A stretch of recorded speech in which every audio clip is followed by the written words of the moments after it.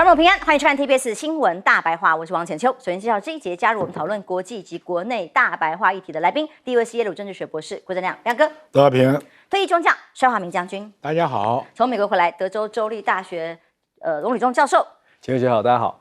好，来看看最新几个消息。那么大家都在看川普每天讲的话、做的事。我今天其实印象最深刻是看到在中东那个穿着白衣、长头发甩啊迎接他进场那个场景啦。但是呢 ，Bloomberg 资讯报道，川普15号在跟卡达商界领袖的对谈活动上谈到的事情是这段话，大家很特别注意到，库克自己人在美国不谈，到了卡达去谈什么？川普自己讲啊，我告诉库克，我们对你很好，够好咯，多年来也忍耐你很久咯，在中国大陆打造的所有工厂哦，所以我们对于你要在印度设厂不感兴趣，印度人自己能照顾自己，我们要你在这里美国设厂，就是恐吓他啦。我对你已经忍耐很久了，你现在之前支持民主党是吗？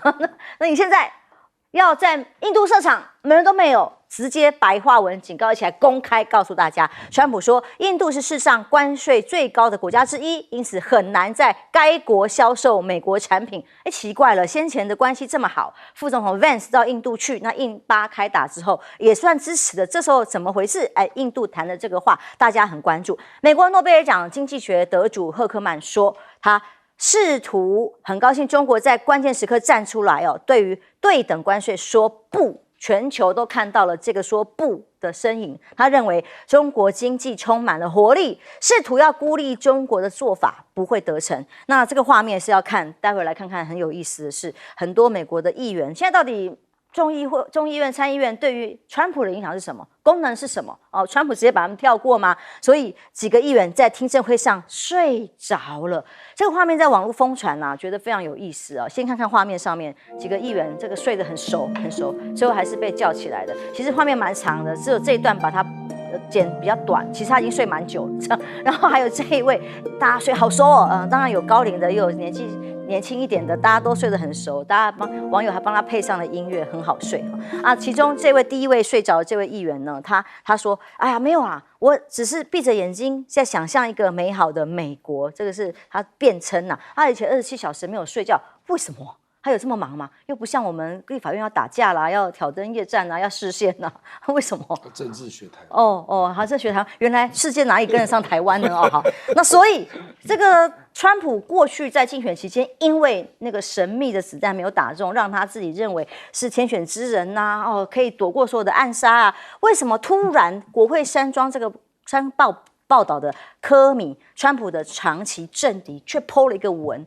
他在 Instagram po 的是用贝壳拼起来的这个数字叫做8647。OP 可能比较熟悉，这是什么概念？86在美国的英文字母的意思是说，要把这个某个人拒绝提供服务啦、赶走他啦、轰走啦那47是川普的代号为什么？待会可以OP帮我们形容了，我不太清楚为什么代表他所以这个数字要代表要以暴力手段包括暗杀把川普赶下台，引起了国内一片哗然。然后后来他这个晚上就把这段贴文给下架了。有这么恐怖吗？美国有没有这么大的仇恨，或者是民主党这个跟共和党之间的冲突呢？其实先前讲6、7月可能会是这个货架订单空掉最关键的时间点，还有美债会不会倒？结果现在在关税休战，双方谈了又谈，现在传出来在韩国的这个更进一步的谈判之后呢，美商现在看到了，好机会来了，已经空了的码头，赶快下单啦！大陆输美的货柜订单飙了3倍，大幅的回升，赶快急着希望在这个3个月的缓冲期里多订点回来，货架就不会空了，疯狂催单，各种形容叫做美商催促着大陆的厂商赶快交货一年可以发5封电子邮件还加码超过500万新订单等等的。例如这个义乌这里的本来是专门提供给美国最重要的货仓的地方，30万双急双袜子急订，快点来！到本来6月底才能生产完毕的，其实很快这些库存马上就要见底了。先前其实在4月份就已经有超订的部分，现在几乎都要见底的情况，美国买家集中下单好急，在线急，赶快给。但是英国媒体看待中美现在互将关税呢，美企会提前为了感恩节跟圣诞节大餐大单来囤货啦，因为其实本来这个时间点就是各企业或者是各个通路在订单的时间，先前卡在了关税的各种为难，现在有个缓冲期，当然必须赶快下单不可。欧洲怎么看？被说这个企业家在欧洲居然收到了习近平的回信，这新华社的报道，他说回复信件给中国的丹麦商会负责人这位生活在大半辈子的欧洲企业家，在中国的企业家，这个时候感觉非常非常高兴，因为他要给这个外企的概念叫做什么？中国过去、现在、未来都是外商理想、安全、有为的投资目的，要让他们有信心可以继续在中国大陆待下去。所以欧盟怎么看待呢？英国已经这个先分手，跟美国站在一起，但欧盟呢？欧盟要加入 CPTPP 吗？美国很担心。香港南华早报的报道，听证会上面有议员直接说，当局这个状况对美国非常很不利的情况正在发生，那美国很急啊，说欧盟也要跑掉了吗？这几年前不可能发生的事情，现在都站队离开他们了吗？欧盟不需要我们了吗？那调查显示，近80%的国家对于中国大陆的看法相对正面了，就是长期以美国才有话语权，西方媒体的话语权现在有改变了吗？这个报道可是来自于美国新闻周刊的报道啊，以这个民意调查机构的分析，认为2025年的民主感知指数调查，接受这个中国的看法正面的呢，占了79%。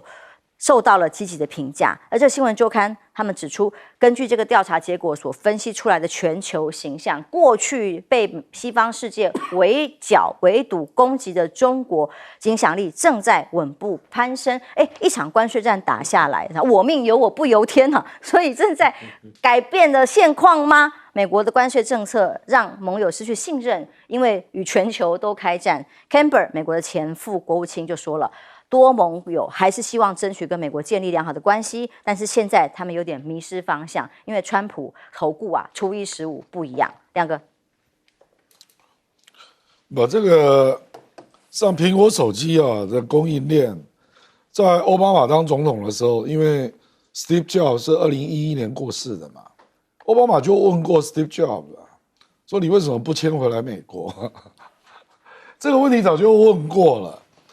那个时候 Steve Jobs 的回答我跟 Cook 都一样就是整个供应链的聚集啦，然后人力的方便调度啦，成本考量嘛，还有接急单是啊，什么也有成本问题嘛，对不对？你美国现在人均都已经这么高了，你怎么可能把那个供应链挪回来？所以我觉得这个很麻烦川普都一直这样幻想上也做过一个民调，你如果问要不要把制造业迁回来美国？美国有将近80%的人同意然后再问说你愿不愿意到工厂上班？只有20%的人同意所以我觉得川普真的脑袋是不是活在60年代，就美国制造业最鼎盛的时候就那个时候一个男人上班，那大概老婆也不用上班，可以养活一家人这样我觉得他就一直活在那个年代现在根本就已经不是这样。而且坦白讲，美国的转型带动它的 GDP 的成长高科技、人工智能、互联网，还有它的金融业、服务业、好莱坞，这些都是高附加价值的结果他还在幻想他60、70年代的制造业这个很麻烦因为他是最高领导人老是有这种不切实际的想法可是没办法。事实上，我坦白说了，那个苹果除了中国跟印度之外，你还能去哪里真的，因为它的量那么大，能够提供那么大的供应链，真的没有其他地方了啦那至于这个订单接不完一样啦，中国大陆也是拼命在赶工就急单嘛，大单，或者还有人是抢先的所以有人现在像那个长荣海运，我看今天股票涨到262从200块涨上来的所以当然也有人在忧虑，那第4季是不是没单呢？真的，因为都抢先都订光了，那到时候美国整个物流业、港口90天一到，都塞爆了，这样你就知道，因为大家对未来还是不确定怎么知道美国跟中国未来3个月能够顺水呢？很难说。万一又冲突起来了，那怎么办啊？所以这个就很麻烦。所以为什么很多国家啦，美国的盟友啦，包括欧洲，包括日本、韩国，人家为什么宁可去，至少跟中国那个关系是确定的嘛？就是中国大陆的主张是清楚的 ，WTO 嘛，多边主义嘛，自由贸易嘛。啊，川普是什么？大家不知道啊，所以我怎么跟你长期往来？川普投顾啊，将军怎么看呢？在美国这种世纪从未见过的变化里头，现在美国总统对于美中的态度的转变之快，那对全球的影响之大，对企业家等于是威胁恐吓的，叫你回来就回来。你想想看，美国很多公司是获取暴利习惯了，你现在就要把它获利给去掉，它谁叫你以前支持民主党呢？你说苹果手机以前你给我们代工的人多少钱呢？4块钱了，他卖多少钱呢？就是享受惯了暴利的厂商不会回来的。那你除了中国做、印度做，他能够获得这个暴利，回美国做他哪有利润呢？所以这个问题，你川普的想法跟商人想法是不一样，老百姓也是欢迎，哎呀，能够回来恢复到当年的这个荣景。我说那个参议员那个睡觉就代表什么？美国 Great Again， 你在做梦啊！这根本就是一个这个川普的行为啊，我觉得跟我们中国有个皇太后很像，慈禧太后跟全世界宣战，对不对？所以这个问题啊，现在中国大陆也不要太高兴。第二阶段谈判呢还有变数，川普这个人变化太快了，你知道吧？2阶谈判，下一次谈判才是关键的。双方才谈到真正敏感的东西啊，对不对？他要中国买他的黄豆，买他的玉米，对不对？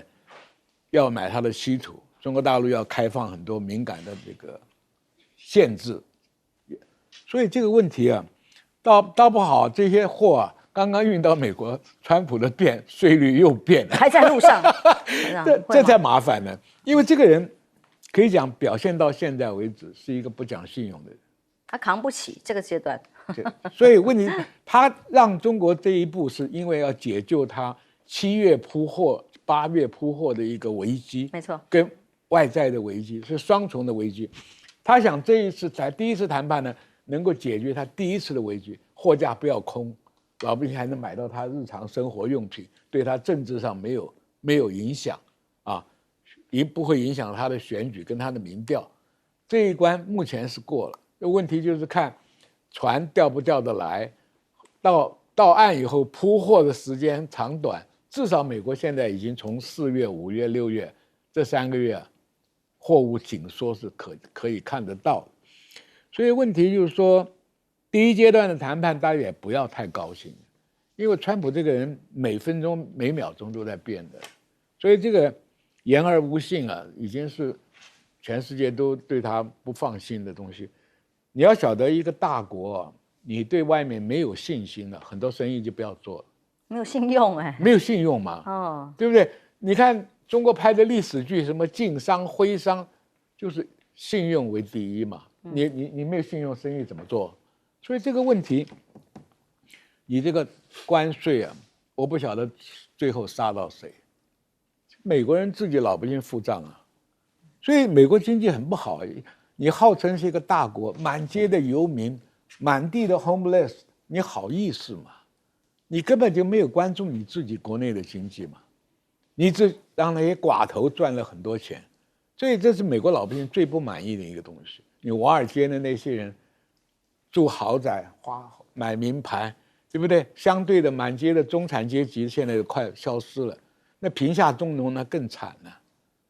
美国很多人一天打3份工，很多啊。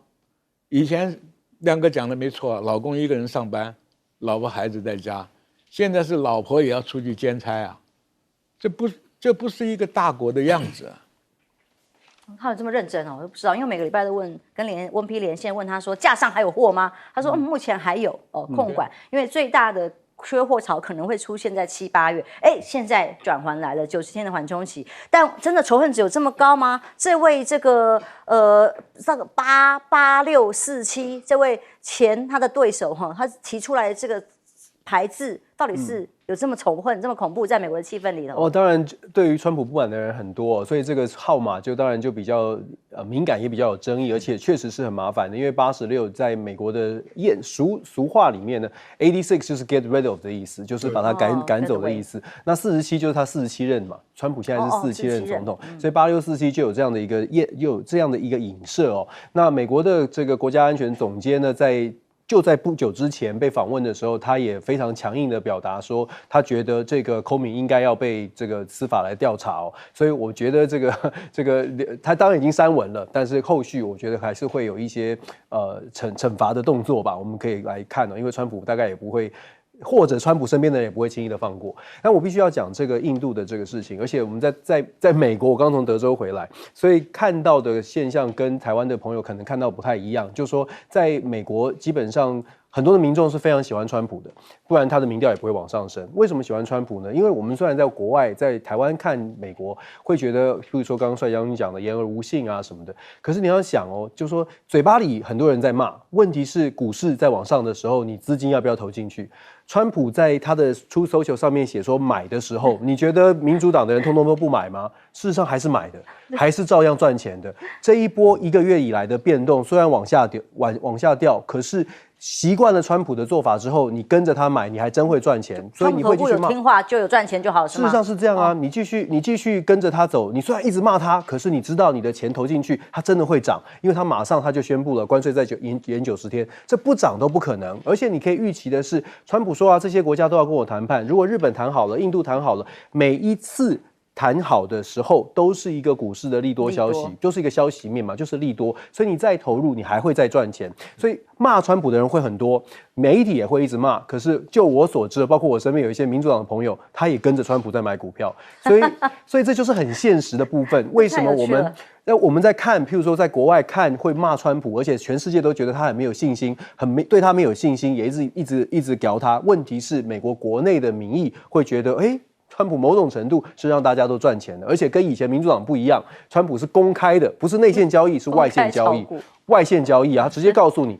那我们说印度这个事情呢，我觉得印度这件事情可以有3个面向哦。首先，刚刚大家就有讲到，其实对于印度对库克，就是他宣布说，你希望你不要在印度设厂，其实川普也知道。成本非常高，要这个苹果把生产线拉回美国，其实难度是很高的。可是它有3个面向，第一支箭呢射向的是美国的庶民大众，尤其是保守派的选民。保守派的选民，他对于国际政治不太了解，他会看到的是，这会带回来工作。他不懂会不会真的落实，他觉得川普讲了，工作会回来。库克呢看到这样的事情，他当然知道回不来，可是库克要做的事情就是要让告诉川普说，好啦，我会加码投资美国，我还会做点什么事情，你不要再谈了。然后第3支箭是射向印度，告诉印度说，你关税这么高，我希望在关税谈判上面，你也必须做出一些让步。所以川普每一次都是用喊话的方式，然后让对方呢，让自己可以取得一些他自己想要的声量，他自己的优势。所以其实我们在台湾看川普。同样的，就是美国内部看川普跟外部其实真的差很多。重点是股市有没有赚钱是吗？是啊。休息一下，马上回来。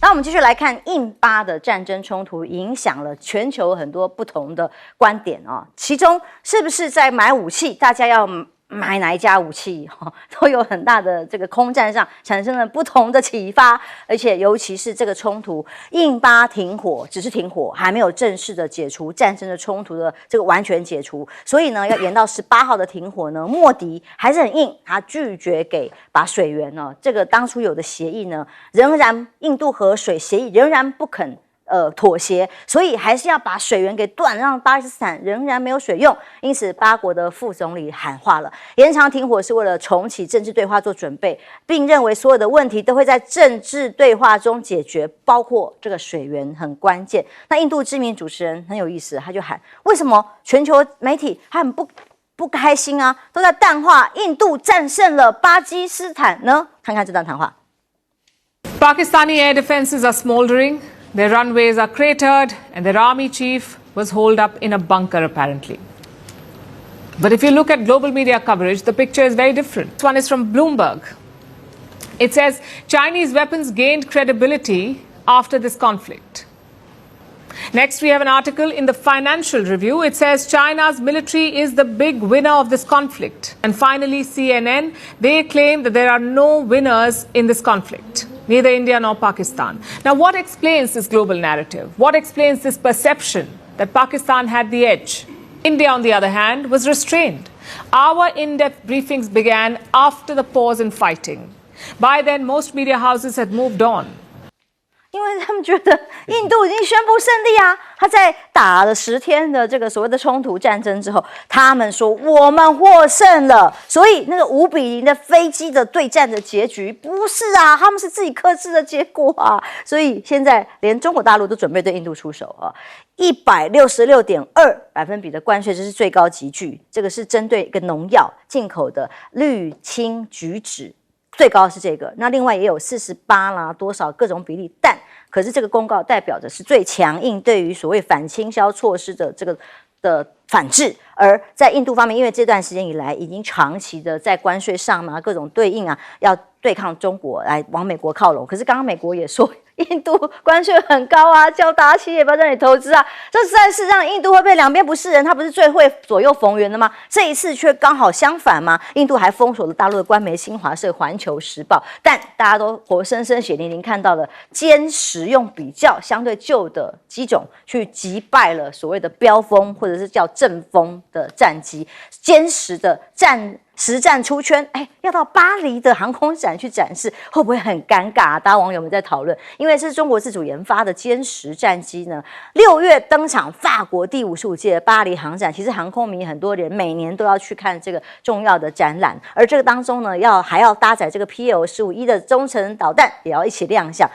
大家都在看0-5阵风，法国号称最厉害，标风啦，台湾翻标风啊，这个标风战机同场交戏的话，不是很尴尬吗？那还卖得掉，订单会不会差异很大啦？那当然，大陆网友虽然官方很克制啦，但大陆的网友呢就很多哭手 AI 影片，我们先来看看他们是怎么去取笑印度的标风战机。不打了，投降了，我举白旗了。别啊，三哥，我还没用力，你怎么能投降呢？再说了，你的光辉不还没上呢吗？那可是我最后的底裤了，都怪高书记和大毛卖给我们垃圾货，3亿美元一架的阵风还打不过4000万美元的歼10C。放，老子的阵风战斗机在俄乌战场拿下了全场 MVP， 到你手里怎么不行啊？说白了还是你操作水平太差。龙哥，你说句公道话，是我水平太差，还是他们战机太拉？我说什么呀？感谢巴铁兄弟的直播带货，感谢三哥刷的6个大飞机。你搁这拿我打广告呢？这话说的，打广告哪有你专业啊？你，熊猫说：“感谢大象直播带货了这个战机，所以呢，印巴空战，中国的武器一战成名啊。美国媒体是这样报道的，除了歼10报道，进一步提到的是歼50。”歼50 2024年年底已经要完成首飞，目前进行的是试飞阶段啊，采用的是新型的各种设计。现在真正的6代机研发阶段已经一个新的时代来临了。不止波音第6代机 F-47，川普出访一抛，我们要有6代机，我们有 F-22、F-35战斗机，马上要问世。那在今年1月的一段采访当中，有一段大家记者这样访问的内容记者就问了这个标风跟中国第6代战机谁强？法国的军官说，这个阵风标风了配顶级导弹，不只是5代机呢。那6代机呢？这位司令官他是法国航母战舰的战斗群的战舰机载连队司令官，他说那个还在 paper， 还只是 PPT 而已。听听他怎么说。How do you compare the Rafale with the fifth or the sixth generation fighters that are coming from our northern borders? Yeah, 6 I think it's a bit of a dream right now. So perhaps for the Meteor we would be 5th generation. But if you see that it's not stealthy, you would say it's 4th generation. So yeah, because right now it's only on the paper. But we are seeing it flying. 其实在访问里还问人说，那你怎么看那个 F-20是不是 4.5 这样？那都不算。那我们是5代机，跟他们是没有办法相提并论的。结果这一战 F-10就打趴了对方。亮哥，这个印度也不知道他要干什么因为这个印度这个核水协议，它断水其实是违反国际法的。我跟你讲，它的影响有多大啊？因为巴基斯坦那个旁遮普省有1200万公顷的土地靠这个水，它小麦会减产30%，那巴基斯坦有水力发电20%会受到断水的影响。其实这个连战争都不能有这种行为啊，所以我不知道他怎么能够这样干呢？哦，那当然了，因为印度它那个围坝没有围得很全呐，所以有一些水还是流下去了哈。可是你还是不可以有这种行为啊！我觉得是这样啦，因为印度绝对不能承认他输了啦，因为如果阵风被打下来，他真的承认的话，那他等于就没有空优了。那没有空优是很严重的事，因为这个是第6次印巴冲突了。那前5次，坦白讲，印度都没有把巴基斯坦看在眼里的啦。没有想到所以就觉得是他主动大规模派了80几架飞机，那巴基斯坦派了40架应战嘛，他根本就觉得他会教训巴基斯坦，然后回来要跟美国邀功我觉得他本来的想法是这样因为美国锁了巴基斯坦的 F-16不能飞嘛，所以巴基斯坦一定要用枭龙跟歼10C 来打嘛。那印度大概想说，我妈可以集个打下1、2架。然后去跟 Jellyfans 邀功，说你看我帮你出气那你贸易谈判给我一点好处吧。我猜他本来是这种想法，没想到打成这样那他这个是断然不能承认。其实战争很多都是这样啦，我们现在是因为媒体太发达，不然真正的作战的情况，我看那么要事后好几个月才会慢慢知道，那种偏远的地方谁会知道所以。因为现在网络媒体太发达了，所以你现在又看到他断然不能承认，他是在对内交代。我事实上有8000多个网站被下架因为有人 po 了一些印度不能让他 po 出来的新闻那这个当然是一件麻烦事啦，因为这次巴黎航展那个歼10C也要去，对呀，那是法国所以法国有点尴尬。谁还买啊？飙疯啊！将军，我记得上礼拜就在我们同场，李大中老师还讲说，听说现在可能马上两边都要各自宣称胜利，然后战争结束，就和谈就发生了。但现在还要硬要印度就要坚持我们是胜利的，这个符合莫迪的作风。所以我跟你讲，胜利有好几种等级啊，一种叫压倒式胜利，还有更形容词碾压式的胜利，还有一种是和平的胜利，就是打个平手；还有一种就是阿 Q 式的胜利，口头上的胜利。阿 Q 式的胜利，它比阿 Q 胜利还不如，因为你口头讲出来就没人相信嘛。印度难道没有翻墙的吗？对不对？这个东西翻墙过去，对啊。所以问题就，所以这个战争呢，你要说它停也不会停，但是也不可能大打，因为你空中没有空优啊，你要搞地面作战了。解放军已经给巴基斯坦那么多炮车，自走炮车。我跟你讲，你看俄乌战场上决胜负的是炮啊，对吧？155，结果老共给他的是什么？大的加农炮跟榴弹炮合并在一起，又可以打远，又可以打翻山炮。所以这个问题，印度只能在这个水坝上做文章了。你没有空优，你要想地面作战，你莫迪经得起第2次失败吗？这个地面作战战果更容易看嘛，对不对？所以中国大陆也给印度一点压力啊，很久没有谈的藏南问题跟你谈了。藏南本来就是中国的土地，那个只是说因为我们内战，我们清朝末年、民国初期到内战无暇东顾，那个地方是英国人定的马克洪线或者中英未定界。藏南纵谷为什么重要？你知道吧？喜马拉雅山拦阻了印度洋所有的这个暖风啊，有带水汽的风，所以西藏跟新疆很干燥。但是藏南这边一个峡谷啊，这个风从这边过，雨水就很充分，所以藏南纵谷是很肥美的一块土地。原来是西藏人住的，印度人看了，趁英国人搞这个未定界，把大批的印度教的人移过去。所以那个地方，克什米尔、藏南的都是很乱，因为两个种族不一样，宗教不一样，所以中国大陆给你把很多城镇给你改名字，改成中国名字啊，印度就心里很不舒服，因为这个也是一个暗示，这块土地是未定的，我要什么时候拿回来你自己看着办，所以也是给印度很大的压力，你不要去打巴基斯坦，打巴基斯坦，中国可能会做某些动作，这也是个暗示了。国际上很多事情就是不在言中了，你看我的行动嘛。是翁佩蒂的确是很意外啊，在这场空战戏剧化、电影情节般的这个轰轰烈烈，就没想到印度出乎大家意料，飙风本来是全球最厉害的战机，也是出乎大家意外。他们开玩笑讲，哇，直播带货啊！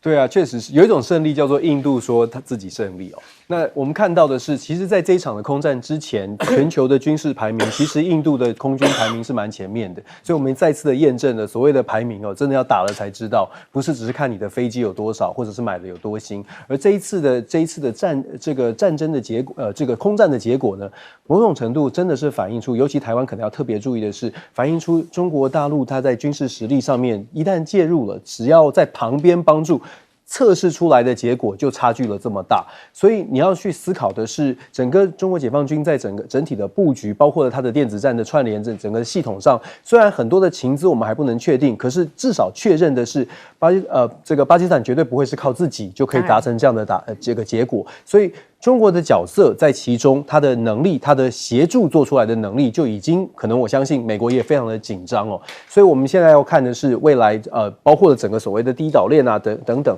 中国解放军的实力可能是真的是不容小觑，而且这一战之后，恐怕美国也会更加的紧张。那我们也必须要说，印度之所以要做这样的宣传，印度14亿人口，其实它的人口。整体的所谓的知识水准啦，对于世界的理解，有一定的参差不齐啦。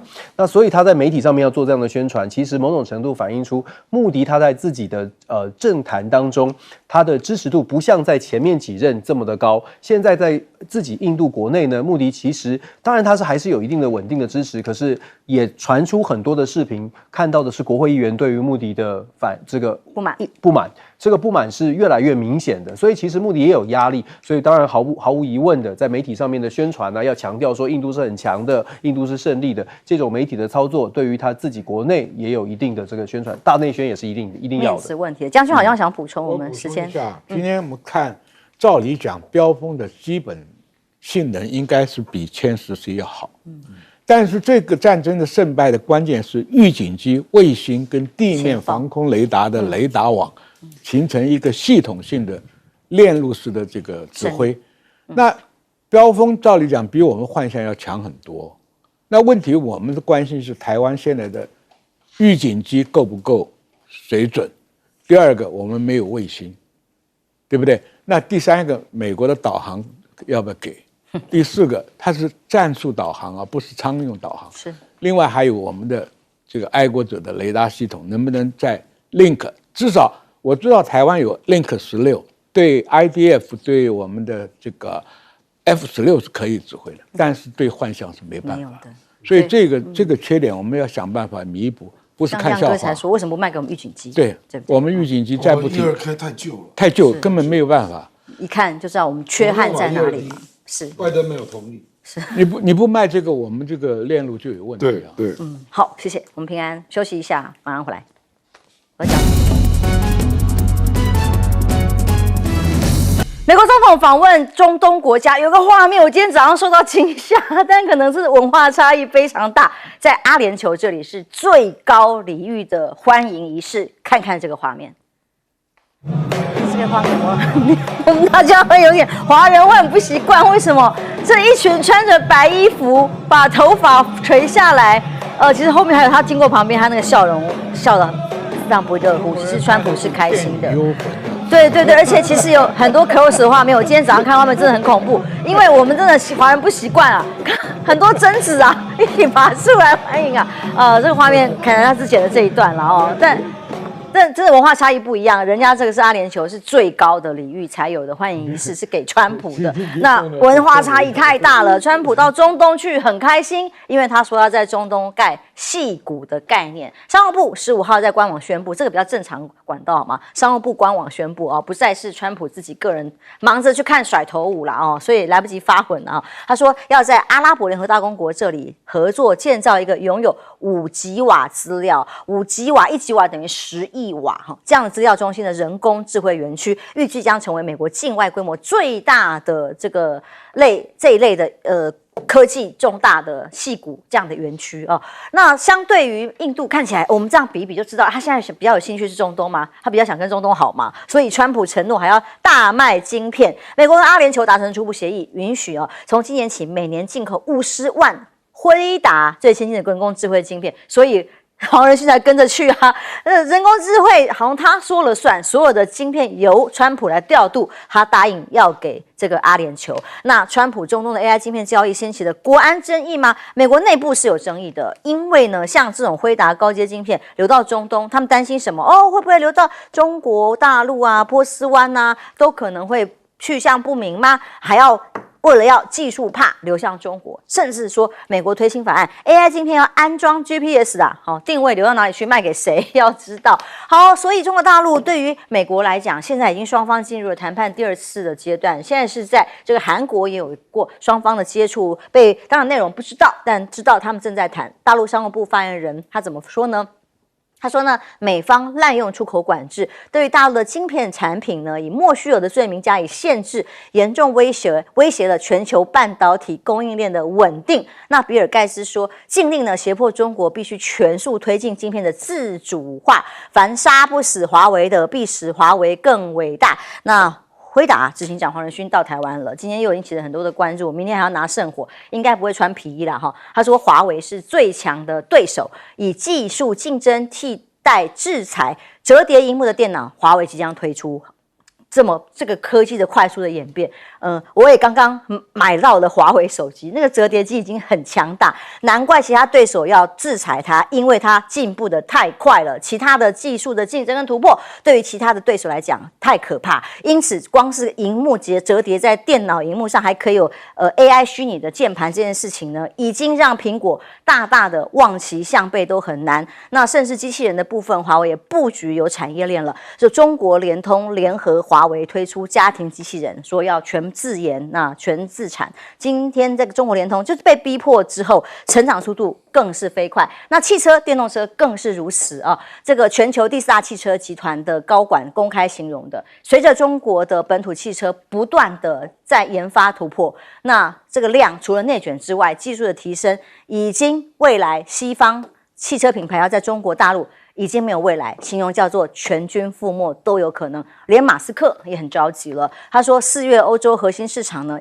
比亚迪的销售量已经全面超越了特斯拉。他现在离开了川普团队吗？那对于比亚迪的这种销售成绩，他过去早期曾经瞧不起的竞争对手，现在快速的跃进。全球电动车4月销售量成长近30%。美国在川普政策之下要回到油车而不是电车，但是光欧洲4月的销售额成长的是35个百分比，中国大陆成长32%，北美销售则下降了5.6%，这个是一个现象。任正非这个华为他怎么说呢？美国现在处在喜马拉雅山顶峰你不放水，大家自己挖井，听听他怎么说。美国呢是处在世界最高科技的顶峰，美国是在喜马拉雅山顶上，对吧？那中国呢现在还是比较落后，是喜马拉雅的山脚下，对吧？那么喜马拉雅山顶上的雪水融化呢，就灌溉了山脚的这个庄稼。当美国不把这个水流下来的时候，那山下可能就会大井。美国不供应的时候，这个世界一定会出现替代的机会。川普现在在中东，亮哥怎么看？他现在中东很受欢迎，然后用长头发甩着欢迎他，但实质他想要建立的这个矽谷替代系统，有办法成真吗？不是美国要做了，是阿联酋要做。对啦，给阿联酋嘛，在这里一起。所以阿联酋有求于他嘛。因为第一个就是川普上来之后，就取消了拜登那个 GPU 出口的3级制，因为本来阿联酋是属于第2级嘛，那川普现在可能要把它取消，不然本来他1年只能够进口1700片的 H100，这个绝对不够用啊！哦，那现在应该是确定取消了啦。哦，这个是一个很大的利多啊！哦，那以前为什么美国政府会有人有不同意见？因为发现从阿联酋、从新加坡、马来西亚转口把 GPU 卖到中国的最多。没错没错。哦，所以美国就有一些人就反对啊。那还有另外一件事，这跟我们有关啊，因为阿联酋在争取台积电去投资，他要建立晶片厂，他要成为中东地区的人工智能中心啊。是，所以其实他也蛮有雄心抱这个，而且这次有好几家公司都跟着川普一起去嘛，比如 AMD 就直接说要在那边投资嘛啊。所以坦白讲，这个也不是我们都这边都在强调，好像中东地区都给美国什么，其实他们要了也要了很多东西啦，只是人家没有讲而已啦。比如说美国大概是同意卖给中东地区什么武器啊？以前可能不能卖哦，以色列反对啊，是，那这次搞不好都解禁了，因为有钱嘛，所以川普这次不去以色列啊，而且美国为什么会宣布取消对叙利亚的制裁？这个一定也是他们拜托的啊，这个以色列也不高兴哦，所以我跟你讲，这个事实上是联动到整个中东美国中东政策的一个大的改变。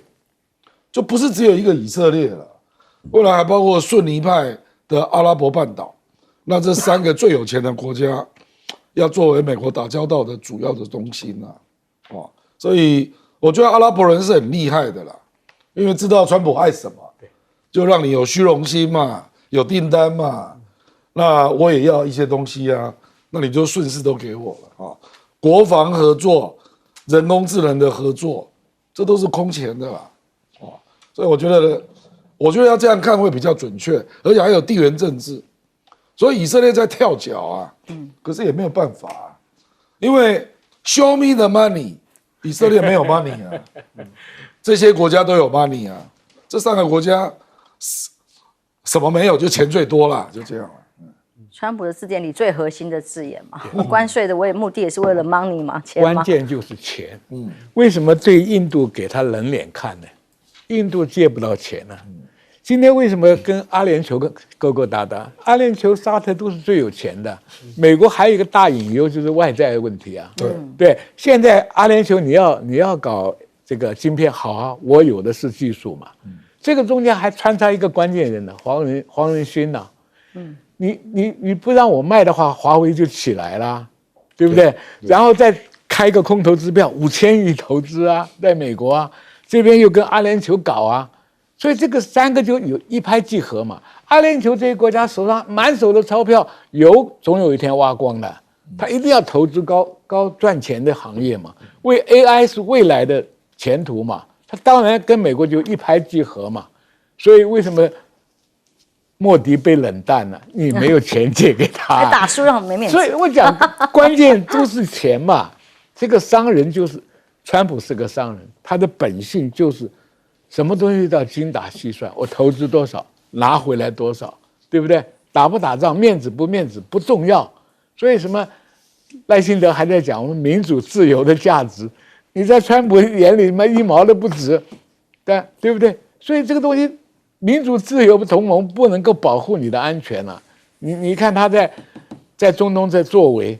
当年他的干儿子以色列再反对都没有用啊，对啊，是封皮，是就像大家所说的，川普基本上就是一个生意人、交易型的外交，所以经济的利益是最重要的。你可以看川普上任之后，他的放眼全世界哪边可以有钱，川普在第1任的时候也是先首次出访就是中东，这一次一样是沙烏地阿拉伯，一样是这个区域，因为这里的钱是相对来说最容易最容易取得，而且条条框框也最少的。对川普来说，他并没有什么道德的束缚、民主价值的枷锁，通通都没有。对他来说，只要能够快速的赚到钱，让他可以在国际的舞台上面能够带回给美国他的支持者，美国因为他的出访而获得了尊重，获得了金钱的利益，这才是川普所要的。刚刚亮哥讲到了沙烏地阿拉伯，其实现在刚好他们看到了川普来了，可以有不用这边被捆绑，他们一直都想要发展的新的AI 的这个产业就有机会，他们也看到了机会。以前的拜登不让他们做，现在川普有机会了。当然，